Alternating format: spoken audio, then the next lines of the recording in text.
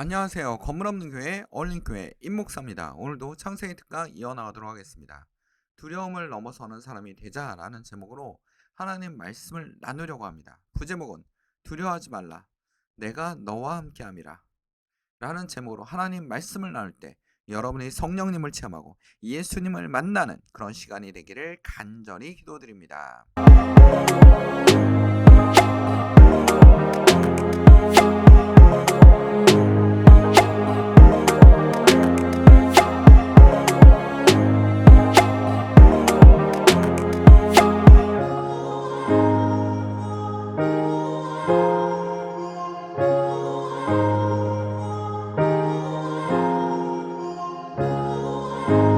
내가 너에게 분부한 모든 것을 가르쳐 지키게 하라. 볼지어다.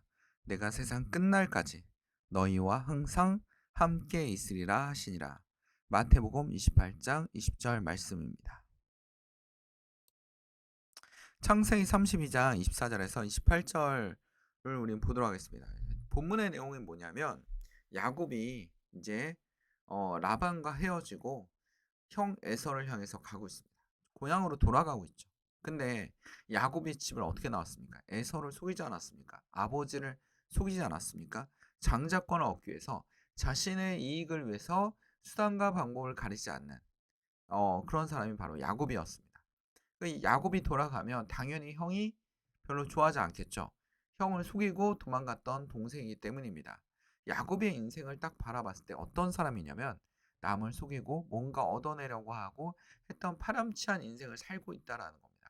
그런데 결국 라반을 만나서 더 큰 사기꾼을 만나서 굉장히 고생을 했죠. 그리고 다시 돌아가려고 합니다. 그러나 야곱은 이룬 게 많지만 결혼도 했고 가족도 거느리고 종들도 있고 재산도 엄청 늘렸습니다.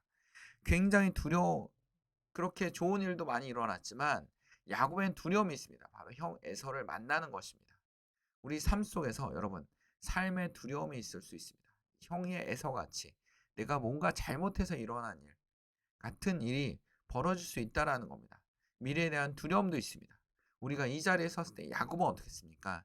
이 두려움을 극복하기 위해서 하나님과 기도했습니다. 하나님과 씨름했습니다. 하나님과 뭔가 하나님께 얻어내려고 애를 썼습니다. 그 야곱의 모습입니다. 우리 창세기 32장 24절에 보면 야곱이 홀로 남았더니 어떤 사람이 날이 새도록 야곱과 씨름하다가 자기가 야곱을 이기지 못함을 보고 그가 야곱의 허벅지 관절을 치매 야곱의 허벅지 관절이 그 사람과 씨름할 때 어긋났더라. 그가 이르되 날이 새려하니 나를 가게 하라.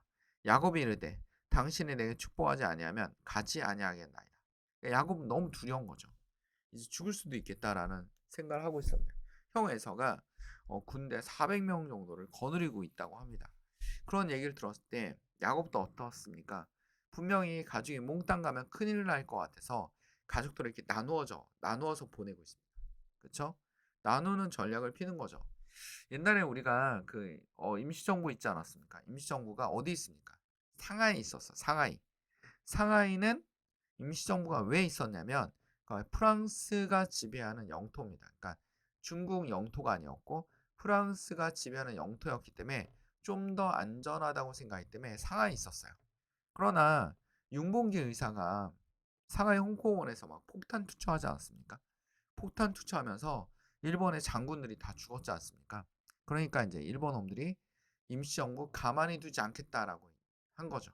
그 뒤로 이제 임시정부가 도망가기 시작합니다. 근데 임시정부 그 요원들 따로 도망가고 그다음에 가족들은 또 따로 가고 다른 길로 가고 그러니까 임시 그 정부의 요원들의 가족들 따로 가고 그다음에 그때 임시정부의 지도자 주석이 누구였습니까? 김구 아닙니까? 김구는 따로 도망갔어요. 그렇죠? 이런 식으로 따로 도망가야 일본의 추적을 어, 벗어날 수 있기 때문입니다. 당연히 김구는 중국의 장제스 총독이 도와줬기 때문에 생명을 건질 수 있었습니다. 당시에 엄청난 돈에 현상금이 붙어있던 사람이 바로 김구예요. 그러니까 일본 사람만 쫓아간 게 아니라 중국 놈들도 쫓아가고 그 다음에 한국 조선인들도 한국 사람들도 쫓아다니고 돈을 벌기 위해서 그러니까 김구는 무조건 숨어야 됐습니다. 그래서 10년 뒤에 어디다 임시정부가 만들어집니까? 충칭. 지금 중국에서 가장 인구가 많은 도시죠. 충칭 하나만 하더라도 지금 한 3천만 정도 사는 거대한 도시입니다. 거기에 충칭 임시정부를 만들고 일본과의 전쟁에서 연합군과 연합해서 같이 싸우기 시작한 게 임시정부입니다. 그런 것처럼 야곱도 어떡합니까? 가족들 따로 나눠서 보낸 거죠. 무슨 일이 벌어질까? 나눠서 벌어진 겁니다. 형 에서가 너무 두려워서. 그렇죠? 두려웠기 때문에 그렇게 한 거죠. 그리고 야곱은 여기서 죽을 것 같으니까 천사를 붙잡고 하나님을 붙잡고 막 절대 나를 구원해 주지 않는다면, 나를 살려주지 않는다면 놓지 않겠습니다. 그랬더니 천사가 어떡합니까? 허벅지 뼈까지 관절까지 부셨는데도 놓지 않아요. 그러니까 네가 이겼다라고 얘기를 하는 겁니다. 그 사람이 그 얘기를 해. 내 이름이 무엇이냐? 이름을 바꿔주죠. 이르되 야곱이니이다. 그가 이르되 내 이름을 다시는 야곱이라 부를 것이 아니요 이스라엘이라 부를 것이니 이는 내가 하나님 및 사람들과 겨루어 이겼음이라. 여기서 야곱은 굉장히 뭐 형의 발꿈치를 잡는 그런 뜻을 가지고 있지 않습니까? 형의 발꿈치를 잡고 나온 자라는 그런 뜻을 가지고 있어요. 그래서 형의 발꿈치를 잡고 하는 사람이었어요. 근데 이스라엘 뭡니까? 이스라엘은 하나님과 싸워서 이겼다는 뜻이 아니에요. 정확한 뜻은 뭐냐면 하나님이 함께 하신다라는 겁니다. 하나님이 함께 하신다라는 겁니다. 당신과 함께 하신다라는 겁니다. 예수님께서 여러분과 함께 하신다라는 겁니다. 야곱처럼 우리가 두렵고 어려울 때 무릎 꿇고 기도하는 그런 성도가 되기를 간절히 축원드립니다. 하나님 붙잡는 여러분이 되기를 원합니다. 하나님께서 여러분에게 어려움을 주신 중에서도 뭐냐면 하나님을 붙잡게 하기 위해서, 하나님을 좀 더 매달리기 위해서, 하나님을 의지하기 위해서 그런 경우가 훨씬 더 있다라는 겁니다. 우리가 다른 성경 구절 이사야 41장 10절에 보면 이렇게 얘기하고 있습니다. 두려워 말라. 내가 너와 함께함이라. 놀라지 말라. 나는 내 하나님이 됨이라. 내가 너를 굳세게 하리라. 참으로 너를 도와주리라. 참으로 나의 의로운 오른손으로 너를 붙들리라. 이 구절을 막 되새길 필요가 있지 않습니까? 너와 함께하겠다 라는 하나님 말씀. 너와 함께할 것이다. 너와 함께할 것이다. 네 걸음에 함께할 것이다. 너 두려움에 함께할 것이다. 야곱도 그런 겁니다. 야곱도 이스라엘이라니까 너와 함께할 것이다 라고 하나님 말씀하고 계시는 거죠. 야곱이 가니까 형이 에서가 반갑게 맞아줬습니다. 부둥켜 안고 울고 있지 않습니까? 그런 것처럼 우리의 두려움은 지나가면 별거 아닌 경우도 있다라는 겁니다. 지금은 너무나 두렵지만 결과는 다르게 나타날 수도 있다라는 거죠. 이렇게 나타날 거라는 A라는 결과가 나올 것 같아 라고 생각했지만 전혀 다른 결과가 나오는 경우도 있습니다. 그렇지 않습니까? 그런 것처럼 우리가 어, 다른 결과를 얻을 수 있다라는 거죠. 예를 들면 석유가 터지니까 석유가 나니까 석유가 터지니까 등불의 기름을 그동안 고래에서 잡아가지고 등불에 기름을 붙였는데 석유가 나오니까 이제 고래가 필요 있어 없어요? 없죠. 그러니까 고래를 잡지 않게 된 거죠. 그러니까 쉽게 말해서 석유가 나와서 지금은 환경이 오염되고 있잖아요. 석유에서 뭐가 많이 나와요? 이산화탄소가 나와서 지구 온난화를 촉진시키고 지구 온난화는 이상 기후를 보이고 있고 여러 가지 재앙적인 기후적 특징이 나타나기도 합니다. 그런 것처럼 생각지도 않은 일들이 계속 일어나는 거죠. 근데 고래는 부화했어. 근데 이산화탄소가 증가하면서 환경이 또 안 좋아져.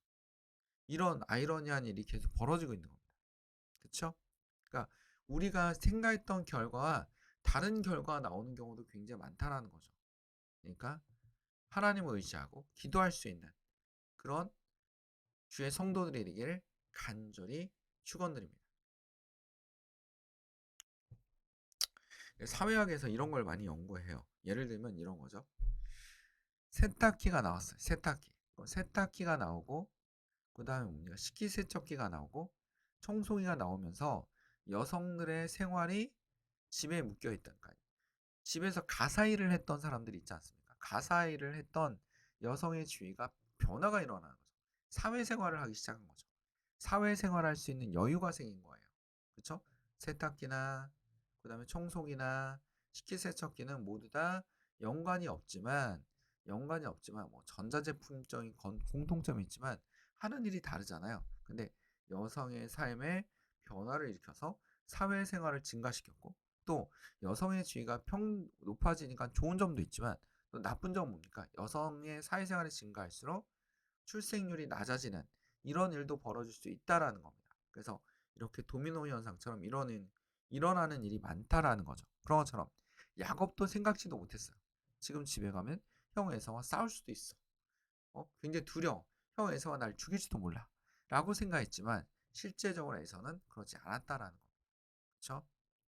그래서 우리는 항상 결과를 예측하지 말고 하나님께 의지하고 기도할 수 있는 여러분이 되기를 간절히 축원드립니다.